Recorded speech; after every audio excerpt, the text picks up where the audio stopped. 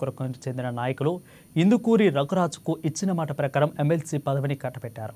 ఎన్నికల అనంతరం స్థానిక ఎమ్మెల్యే కదుపండి శ్రీనివాసకు ఎమ్మెల్సీ రఘురాజుకు మధ్య ఏర్పడిన అంతర్గత విభేదాల కారణంగా ఎమ్మెల్యే అధిష్టానం దృష్టికి ఇందుకూరు రఘురాజు పార్టీ వ్యతిరేక కార్యక్రమాల్లో పాల్గొంటున్నారని తెలియజేయడంతో శాసనమండలి చైర్మన్ మోసెస్ రాజు ఎమ్మెల్సీ ఇందుకూరి రఘురాజుపై అనర్హత వేటు వేశారు.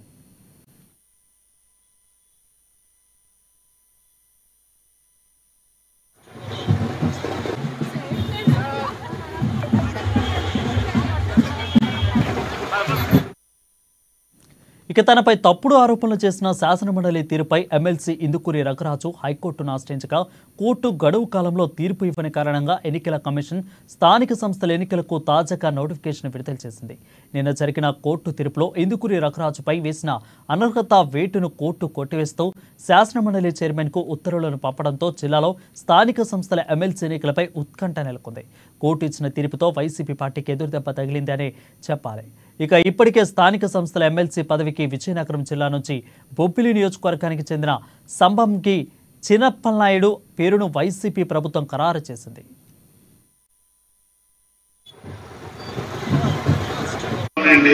వీళ్ళందరూ కలిసి కావాలని కంపెనీని అనడానికి ప్రయత్నం చేస్తున్నారండి.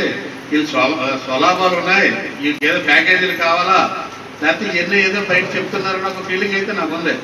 ఎందుకంటే బయటికి రాంగ్గా పోర్ట్రైట్ అవుతుంది అంతా కూడా. అంటే కలెక్టర్ గారి దగ్గర నేను మాట్లాడినప్పుడు నాకు కొంత ఐడియా వచ్చింది. చెప్పాను కలెక్టర్ గారికి, సార్ వాళ్ళు ఎవరైనా స్థానికంగా ఉన్నారు ₹1 ఇచ్చానని చెప్పానండి, రమ్మనండి, ఇక్కడ రమ్మనండి, ఒప్పుకుంటాను నేనండి. ఈరోజు మనకు అది లేదు కాబట్టి, ఎందుకంటే ఇన్ని 100 ఎకరాలు ఇచ్చి కూడా ఒక్క పంచాయతీ సర్పంచ్ కానీ ఈ ప్రాంతంలో పెద్ద కానీ ₹1 తీసుకోలేదు. ఎక్కడ ఉన్నా ఈరోజు చిన్న ప్లాన్ అప్రూవల్కే 5,000, 10,000, 25,000 ఇచ్చి తెచ్చుకున్న పరిస్థితులు మనకు తెలుసు. ఎంత కంపెనీకి సుమారు 1,164 ఎకరాల భూమి ఇచ్చి ₹1 కూడా ఎక్కడ కూడా లంచం తీసుకోకుండా సంతకాలు పెట్టి వాళ్ళు ఎప్పుడంటే అప్పుడు రమ్మని రైతులందరినీ తీసుకెళ్ళడం ఎన్ని ఇష్యూస్లో అన్నట్లో కూడా ఇక్కడ పెద్దలందరూ కూడా